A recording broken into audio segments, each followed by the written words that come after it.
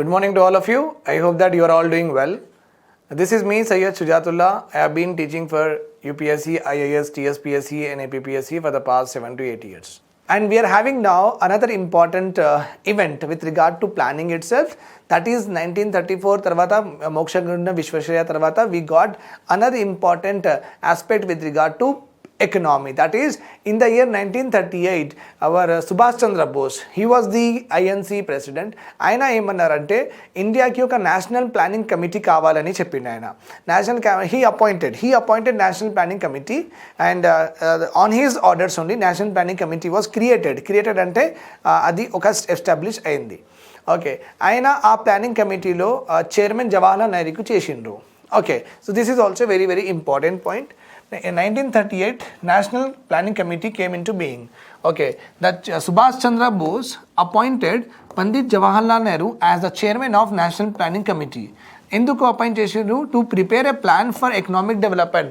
India ఎకనామీకి ఎలా develop చేయాలి సార్, మీరు ఇంకా మీ అసోసియేట్స్తో కలిపి ఒక మంచిగా ప్లాన్ ప్రిపేర్ చేయండి. మనం ఇండియాకి ఎలాగైనా తొందరగా ఇండిపెండెన్స్ వచ్చేస్తుంది, మనం ఎకనామిక్ డెవలప్ చేయాలని ఆయన జవహర్లాల్ నెహ్రూకి ఒక చైర్మన్ పెట్టి నేషనల్ ప్లానింగ్ కమిటీ ఆయన తయారు చేసిండు. But 1938 you see the year, మీరు ఇయర్ ఒకవేళ చూసుకుంటే 1938 has marked the world war II అయింది. World War II began from 1938 to 1945. There was continuous war across many nations were continuously happening. Lot of bloodshed, ekkada padte akkada poverty, ekkada padte akkada bloodshed.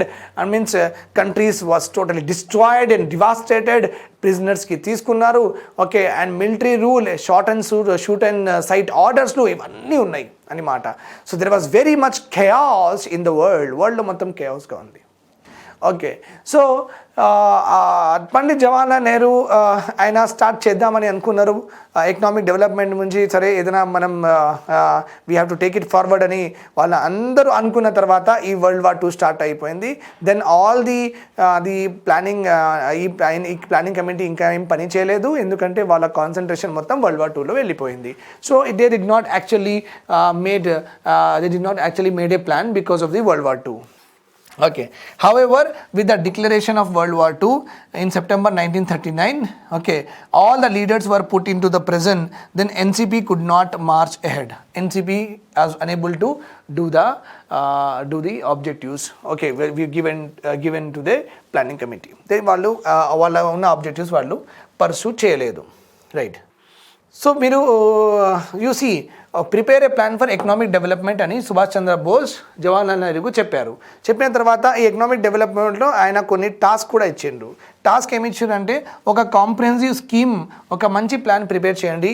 ఈ plan ఎలా ఉండాలంటే it should solve the problems of poverty and unemployment and national defence and economy regenerate అవ్వాలి. Economy ఏదో స్టాగ్నెంట్గా ఉంది కదా, production ఏదో స్టాగ్నెంట్గా నడుస్తుంది కదా, దానికి ప్రొడక్షన్ ఎక్కువ చేయాలి. So whenever you make a plan there should be always remember this point, terms of references ఉండాలి. టర్మ్స్ ఆఫ్ రిఫరెన్స్ అంటే ఈ పాయింట్కి రిఫర్ చేస్తూ ప్లాన్ చేసుకోవాలి, ఈ పాయింట్కి రిఫర్ చేస్తూ ప్లాన్ చేసుకోవాలి. These are called as what, terms of references. So if you see in all the 12 5-year plans, in every plan the emphasis is given for 1 or 2 important references.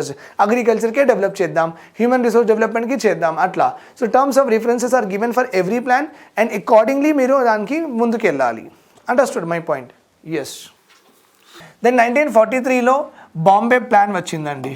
Okay, చాలా popular అయింది ఈ plan, కానీ మనం implement చేయలేదు. Okay, but it was a very popular plan. 1943 we got this plan. Okay, Bombay Plan was prepared by Indian capitalists అంటే eight big industrialists at that time. Manik Chand, Tata, Ambani's, Billas, వాళ్ళు 8 members. Okay, big industrialist and capitalist వాళ్ళు కలిసి ఒక plan ఇచ్చారు. Okay, economic development అంటే ఇట్లా చేసుకుంటే India ఇట్లా డెవలప్ అవుతుంది, తొందరగా పావర్టీ పోతుంది, అన్ఎంప్లాయ్మెంట్ పోతుంది అని వాళ్ళు ఒక ప్రాపర్గా ప్లాన్ ఇచ్చారు. 8 ఇండస్ట్రీస్ కలిసి. That came to be known as Bombay plan. మనకు నచ్చలేదు, ఎందుకంటే అందులో ఎలాంటి థింగ్స్ ఉన్నాయంటే క్యాపిటలిజం ప్రమోట్ చేసేవాళ్ళు, కోర్ క్యాపిటలిజం ప్రమోట్ చేసిండ్రు. అంటే వీళ్ళు ఇండస్ట్రియలిస్ట్ కదా, సో వీళ్ళకి ఎలా కావాలి అలా చేసుకున్నారు ఆ plan. So they made many points which eases their business related regulations. అంటే రెగ్యులేషన్స్ ఏముండద్దు, మాకు స్మూత్ ఫంక్షనింగ్ ఇవ్వండి, మాకు లైసెన్సింగ్ ఎందుకు తీసుకోవాలి, మేము తొందరగా ఎస్టాబ్లిష్ చేస్తాం చాలా ఇండస్ట్రీస్, మేము చాలా డెవలప్ చేస్తామని వాళ్ళు రెగ్యులేషన్స్ ఇవన్నీ వద్దు అని అలా చెప్పారు. చెప్తే obviously we will not like it. Okay, that's why we did not implement it. 8 industries of the Bombay has prepared a plan. వాళ్ళ ప్లాన్లో వాళ్ళు ఒక అది కూడా ఇచ్చారు. ఓకే, ఒక పాంప్లెట్ కూడా ఇచ్చారు. The pamphlet is called as a plan of economic development for India. A pamphlet was published and the pamphlet was circulating in Bombay. బాంబేలో తిరుగుతూనే ఉంటుంది. A plan for economic development for India. Okay, and ఈ ప్లాన్కి heading ఏముంది? Brief memorandum outlining a plan of economic development in India. Brief memorandum outlining a plan of economic development in India in 1944. And the person who was advisor to these 8 industrialists were Ardeshir Dalal. He was the person who was appointed, associated with this particular plan. అంటే బాంబే ప్లాన్కి ఆయన help చేసిండు. 8 ఇండస్ట్రీస్కి ఆయననే help చేసిండు. Okay, so వీళ్ళ ప్లాన్లో ఏమన్నారంటే Mokshagundam Visvesvaraya 10 years plan చెప్తే వీళ్ళు 15 years ప్లాన్ ఇచ్చారు. Okay, they have given about 15 years. అంటే ప్లాన్ పీరియడ్ ఎంత? 15 years. Then they told that 10,000 crore rupees have to be invested. ఎంత ఇన్వెస్ట్ చేయాలంట? 10,000 crore rupees have to be invested. Okay, ఒక 15-year plan 10,000 crore rupees invest చేస్తే మన ఇండియాలో ఇంత development అవుతుంది అని వాళ్ళు చెప్పారు. ఎంత? Per capita income will double. 130 rupees 65 rupees ఉన్న పర్ క్యాపిటల్ ఇన్కమ్ అందరికీ ఇయర్లో అంటే ఒక ఇయర్లో 65 rupees. అప్పుడు చాలా ఇంపార్టెంట్ కదా అండి.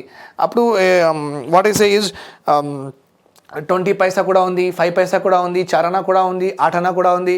సో ఎవ్రీ ఇయర్ అప్పుడు సంపాదించారంటే ఎంత సంపాదించారంటే మహా అయితే 65 rupees 70 rupees అనమాట నార్మల్ పర్సన్స్. సో ఇది డబుల్ అవుతుందంట 15 years. It will double to 130 to 150. అండ్ అగ్రికల్చర్లో 130% గ్రోత్ అవుతుంది, ఇండస్ట్రీలో 500% గ్రోత్ అవుతుంది, సర్వీస్ సెక్టార్లో 200% గ్రోత్ అవుతుంది. సో వీళ్ళ ప్లాన్లో ఇవన్నీ రాసిండ్రు ఇట్లా. సో ఒకవేళ మీరు అంటే గవర్నమెంట్ చెప్పిండ్రు, if you listen to our plan, these are all benefits and outputs you can get. Okay, fine. Gandhian Plan వచ్చింది తర్వాత 1934 Visvesvaraya plan. And we are having now then national planning committee, then 1934 Mokshagundam Visvesvaraya, then national planning committee, then we have got Bombay plan 1943, right? Fine. Now we are having Bombay ప్లాన్లో ఇంకొక పదం ఉంది. Okay, core planning capitalistic economy. Core planning అంటే ఏంటంటే క్యాపిటలిజంకి promote చేసిన వాళ్ళు. Okay, core planning is also called as when you just try to develop only some aspects of economy. So here they are interested to develop only agriculture, industry and service sector. Ante. That's all about. But can human development, okay, వేరే aspects, poverty reduction, unemployment, అలాంటి వాళ్ళు ఏం ఇవ్వలేదు. Okay, objectives. They have just did core planning that to capitalistic model. Remember this point. Now we are having Gandhian Plan 1944. Okay. So this plan was prepared by S.N. Agarwal. Okay. On the ideology, on the ideals and principles of Gandhiji on economy. So Gandhiji ఆయన లైఫ్లో economy ఇలా ఉండాలి, అలా విలేజ్కి promote చేయాలి. He only said that India lives in villages. He only said that rural ఏరియాస్కి develop చేస్తే India develop అవుతుంది అని ఆయన చెప్పారు. So you understand this word here. మీరు ఇక్కడ అర్థం చేసుకోండి. సో ఆయన లైఫ్లో ఎకనామిక్ గురించి ఏమేమి అన్నారు, అలాంటి ఐడియల్స్కి పెట్టుకొని okay S N Agarwal prepare a plan on the ideals and principles of Gandhiji. That's why it is called as Gandhian Plan. He emphasized on decentralized economic structure. Decentralized economic structure. Remember this point here. There are two important words we are having. One is centralization. Another one is decentralization. Centralization is nothing but the power rests with the one person, one unit, and all other units have to be like acting as just as appendages, or you can say that wings. Okay, subsidiary laga. So but centralized, all the authority rests with only one particular place, that is center. Decentralized ante authority rests not only with the center but also with the states. So in this plan SN Agarwal ఏమన్నాడంటే central దగ్గరే ఉండద్దు economic resources use చేయడానికి, only it should not be with the centre. State గవర్నమెంట్స్లోకి కూడా powers ఉండాలి to utilise their resources. Okay, ఇలా మనం అంటే ఇప్పుడు కామన్ సెన్స్గా మీరు కూడా చూసుకోండి. సపోజ్ ఒకవేళ మన డాడీ అందరికీ ఆయననే ప్లాన్ ప్రిపేర్ చేసిండు అనుకోండి. ఎట్లా ప్రిపేర్ చేసాడు అంటే నా ఇద్దరు అబ్బాయిలు ఇంజనీరింగ్ చదువుకోండి, మీరు ఏంటంటే ఇద్దరు అమ్మాయిలు మీరు మెడికల్ డాక్టర్ అవ్వండి, అండ్ మీకు ఫ్రూట్స్ తినండి మీరు, అండ్ మీరు వెజిటేబుల్స్ తినండి. అలా చెప్పేస్తే మనకు ఇష్టం నచ్చదు కదా. ఎందుకంటే but why? Because now it is called a centralisation. The power to manoeuvre everything is resting with what? Father. Okay, but Gandhiji ఏమన్నారంటే నో, ఇట్స్ నాట్ రైట్. అట్లా ఉంటే డెవలప్మెంట్ రాదు. ఎందుకంటే ఆ ఇద్దరు అబ్బాయిలో ఒకరికి మ్యాథమెటిక్స్ రాదనుకోండి, సో వాళ్ళ నీడ్స్ బట్టి, వాళ్ళ కెపబిలిటీస్ బట్టి, వాళ్ళ రిక్వైర్మెంట్స్ బట్టి, వాళ్ళ స్కిల్స్ బట్టి మనం ప్లాన్ ప్రిపేర్ చేసుకోవాలి. కానీ వాళ్ళకి అలాంటి కోర్సులో చేర్పించాలి. కానీ ఇలా మనం ఇట్లా వాళ్ళకి పుష్ చేసేస్తే ఇట్లానే చేయండి అంటే అలా డెవలప్మెంట్ రాదు. ఓకే, సో సెంట్రలైజేషన్ డిసెంట్రలైజేషన్లో అంత తేడా ఉండనమాట. ఇప్పుడు అటు కేరళ ఉంది, Tamil Nadu is there, Andhra Pradesh is there. వీళ్ళకి కోస్టల్ ఏరియాస్ ఉన్నాయి. కోస్టల్ ఏరియాస్ ఉన్నప్పుడు వాళ్ళ దగ్గర పోర్ట్స్ ఇంకా టూరిజం చాలా చాలా ఇంపార్టెంట్. అలాంటి ఇండస్ట్రీస్ అక్కడ, అలాంటి సర్వీస్ అక్కడ ఎక్కువ పుష్ చేస్తూ మంచిది. తెలంగాణకి అవసరమే లేదు. ఓకే, కోస్టల్ ఏరియా లేదు, అలా సీస్ లేక్స్ ఏం లేవు. Okay, so here tourism promote చేయడానికి గవర్నమెంట్కి అవసరం లేదు. Are you getting my point? Okay, కేరళకి లిటరసీలో ఎక్కువ డబ్బులు ఇవ్వాల్సిన అవసరం లేదు. ఓకే, అదే యూపీకి, బీహార్కి లిటరసీకి, ఎడ్యుకేషన్కి డబ్బులు ఎక్కువ ఇవ్వాల్సిన అవసరం ఉంది. రైట్, సో ఇక్కడ స్టేట్ రిక్వైర్మెంట్ బట్టి వాళ్ళకు కావాల్సిన నీడ్స్ బట్టి ఒక ప్లాన్ ప్రిపేర్ చేస్తే మంచిది కదా. మీరే అన్ని ప్లాన్ ఇష్టం వచ్చినా ప్రిపేర్ చేసి మన మీద వేసేస్తే ఎట్లా అని that is a problem.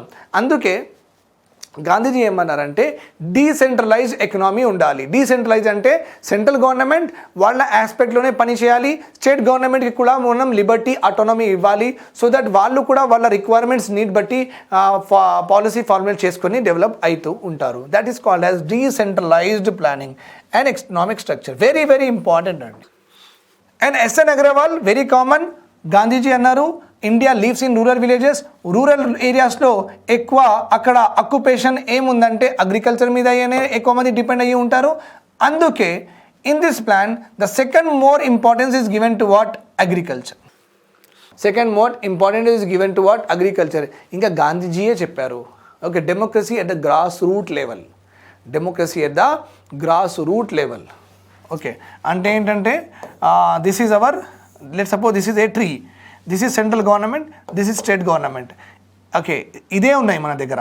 Till 73rd and 74th amendment acts panchayat municipalities రాకముందు ఈ రెండు units of administrations are there. These are the two units of administration in our country, central government and state government. Gandhiji ఏం చెప్పారంటే ఇది centralise అయింది. Okay, so economic structure ఇంత సెంట్రలైజ్గా ఉండద్దు, decentralize ఉండాలి. ఉండాలంటే democracy should be at the grass root level. అందుకే 73rd and 74th amendment act we got panchayat and municipalities respectively. Right, so grass root level. ఇక్కడ గ్రాస్ ఉంటుంది, రూట్. గ్రాస్ అంటే నగరపాలికాస్, root అంటే గ్రామ panchayat. Okay, GP, grass root level democracy. So that is what is called as decentralized democracy. Panchayat అంటే విలేజ్కి ఏం కావాలి, మళ్ళీ డిస్ట్రిక్ట్కి ఏం కావాలి, మళ్ళీ స్టేట్కి ఏం కావాలి, ఇట్లా డీసెంట్రలైజ్గా అందరూ పని చేసుకుంటే you will get what? Maximum development అని చెప్పారు. Okay. Obviously, Gandhiji also said that India lives in rural villages. That's why he promoted agriculture. That's why he also promoted what? Cottage and village industries. Cottage అంటే ఒక హట్లో ఒక ఇల్లులో మనం ఏదైనా తయారు చేస్తాం కదా, that is called as cottage industry. Like papad, like మురుకుల్, like any sweet అయినా సరే, లైక్ రోప్ మేకింగ్ అయినా సరే, బీడీ మేకింగ్ అయినా సరే, కైట్ మేకింగ్ అయినా సరే, గమ్ మేకింగ్ అయినా సరే, సో అలాంటి థింగ్స్, ఇంకా స్టిచ్చింగ్, హ్యాండ్ లూమ్స్ అయినా సరే అలాంటివి, హ్యాండీక్రాఫ్ట్స్ అయినా సరే అలాంటివి. మళ్ళీ విలేజ్ ఇండస్ట్రీస్ అంటే ఫ్లోర్ మిల్, ఒక విలేజ్కి ఒక లేకపోతే 2 ఫ్లోర్ మిల్స్ ఉంటాయి. అంటే రైస్కి ఆట చేయడం, వీట్కి ఆట చేయడం, అలాంటివి ఎన్ని ఉంటాయి అంటే విలేజ్లో ఒకటే ఉంటుంది. ఫుట్వేర్ ఇండస్ట్రీ ఎన్ని ఉంటాయి, ఒకటే ఫుట్వేర్ ఇండస్ట్రీ ఉంటుంది. సో గవర్నమెంట్ ఇలాంటి ఇండస్ట్రీస్కి ఎక్కువ ప్రమోట్ చేయాలి. Instead of what car making, ఇంకా ఐరన్ అండ్ స్టీల్ ఇండస్ట్రీ, ఇంకా పెద్ద పెద్ద ఇండస్ట్రీస్ కాకుండా కాటేజ్ అండ్ విలేజ్ ఇండస్ట్రీస్ మీద ఎక్కువ కాన్సన్ట్రేట్ చేసే government, okay, after independence concentrate చేస్తే మన ఇండియా తొందరగా డెవలప్ అవుతుంది అని ఎస్ఎన్ అగర్వాల్ చెప్పారు. Okay, on the ideologies of Gandhiji only. This is also called as modest plan. Modest plan అంటే very normal, very nice plan అనమాట. అంటే పూర్ పీపుల్కి మన మైండ్లో పెట్టుకున్న తర్వాత ఇలాంటి ప్లాన్ ఆలోచించుకోవచ్చు అని చెప్పారు. Modest plan, very very good plan అనమాట. Okay, Gandhian Plan consists of rural core infrastructure development. 3500 crores ఇవ్వాలని చెప్పారు S N Agarwal. I told that 35 crore should be invested in rural, in development of what? 3500 crore rupees to be used for the development of what? Rural core infrastructure. Remember this point, rural అంటే rural area, core అంటే ఏంటి? Remember my dear students, infrastructure అంటే ఏంటి? First of all ఇది మాత్రం మీకు తెలియాలి. Infrastructure is nothing but any building, any office, okay, any building, any office, any assets that gives continuous services, like okay, police stations మనం కడుతున్నాం. Police station will give service of what? Land and law and order, right? Okay sir. Metro ఉంది, gives what? Transportation service, right? Dams, hydel power projects gives what? వాళ్ళు irrigation, ఇంకా power generation, ఇంకేంటి? Power generation, right or wrong? Electricity అని మాట, fine. మరి railways, మళ్ళీ again for transportation, okay. మళ్ళీ water pipe lines, డ్యామ్స్లో వాటర్ పైప్ లైన్స్ అని షేర్ చేస్తాం. So it will be become what? Water supply అవుతుంది. సో ఇది ఏంటండి, ఇవన్నీ మీకు కనిపిస్తాయా లేదా? Can you see with your own eyes, right or wrong? Yes. Okay, మీకు పోలీస్ స్టేషన్ కనిపిస్తుంది, మీకు మెట్రో రైల్ కనిపిస్తుంది, మీకు డ్యామ్స్ కనిపిస్తున్నాయి, మీకు రైల్ కనిపిస్తుంది, అన్నీ కనిపిస్తున్నాయి. And what they are giving lot of services. అంటే లాంగ్ టర్మ్గా వాళ్ళు సర్వీసెస్ ఇస్తూ ఉంటారు. Just like transport and cable networks, you will get what? Communication, cable networks. ఈ టవర్ మీకు కనిపిస్తుందా లేదా? అవును సార్ కనిపిస్తుంది. వైర్స్ కనిపిస్తాయా లేదా? అవును సార్ కనిపిస్తుంది, right? They will give what? Communication. Infrastructure is something which you can see, and it gives that it produces only services which you cannot see, okay, which you cannot see. ఏమవుతుంది? So ఇన్ఫ్రాస్ట్రక్చర్కి మనం చూడొచ్చు, కానీ వాళ్ళతో produce అయిన services మనం చూడలేం. Okay, so ఇప్పుడు చూడండి, మీరు ఒక రూరల్ ఏరియాలో ఎలాంటి ఇన్ఫ్రాస్ట్రక్చర్ ఉంటే మంచిది? రూరల్ ఏరియాలో ఫస్ట్ ఆఫ్ ఆల్ ఏం కావాలంటే వాళ్ళకు రోడ్ కనెక్టివిటీ కావాలి. ఓకే, రోడ్ కనెక్టివిటీ అంటే ఒక విలేజ్ ఉంటే ఆ విలేజ్కి చాలా డిస్ట్రిక్ట్స్కి కనెక్షన్ ఉంటే వాళ్ళు ఈజీగా అక్కడ వెళ్ళి అమ్మచ్చు. ఓకే, రోడ్ కనెక్టివిటీ చాలా చాలా ఇంపార్టెంట్. ఇంకా రూరల్ ఏరియాలో మండీస్, రైట్ టు బజార్, మార్కెట్స్ ఉండాలి. ఏముండాలి? మార్కెట్స్ ఉండాలి. రూరల్ ఏరియాలో ఇరిగేషన్ ఉండాలి. రూరల్ ఏరియాలో ఎలక్ట్రిసిటీ ఉండాలి. ఇది అన్నీ మనం ఇస్తే మంచిగా అక్కడ డెవలప్మెంట్ అవుతుంది.